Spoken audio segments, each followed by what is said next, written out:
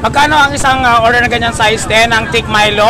Yung large po namin 80, yung medium 70, yung small 60. Oh, so ito yung Thick Milo na ni Ate Jack, yung baga ng mama mo. Ayan. Sige, pakita mo kung paano yan. Ah, wow! Hindi kayo lugi niya, napakarami namang ano. Hindi naman. Tama lang. Tama lang.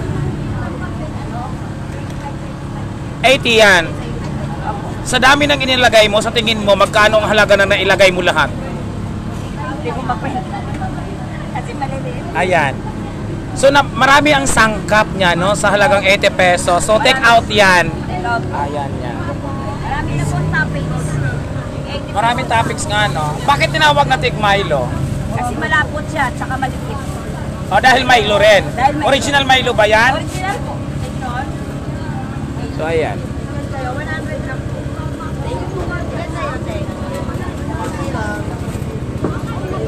Suklay ko yan. Sir, sukli niyo raw. Gusto mo? Tikman natin. No, okay, ha? Sige, sige. Pabili kami. Titikman namin, ha? Ako magpapatunay ngayon. Maliit lang. Ay, yung 18 na. Para marami-rami. Lalagyan ko yung cheese sa'yo. Ha? Gano'n. Dapat pala may cheese yan. Uro mo muna yung camera. Dahil nakikita ko ng buo. Hi mga kasosi, nandito ko ngayon sa Thick Milo ni Ate Jack or baga ng mama mo. Titikman natin yung Thick Milo niya na pinakasikat ngayon sa social media, no? Kaya tinawag na Thick Milo dahil Milo, yung flavor natin, no? Halika, ilapit natin yung camera. Yan, oh. Ayan.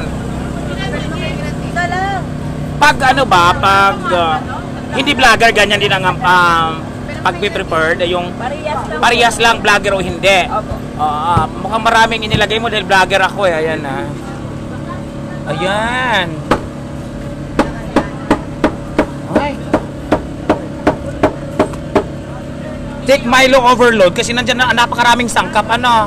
Napakaraming, may ano pa, may cheese. Yan po. Masarap yan may cheese kasi nag-aagaw. So sa mga hindi nag-aagaw ang tamis at alat dahil sa cheese. So titikman na natin. Ako ang unang titikim. Harap yung camera. So ito na yung Thick Milo. Nagbaga ng mama mo ni Ate Jack. Focus mo rito yung camera. Ito pala yun.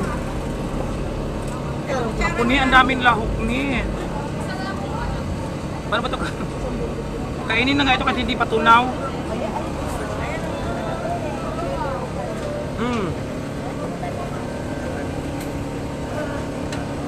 Sarap niya. Sarap. Sarap na.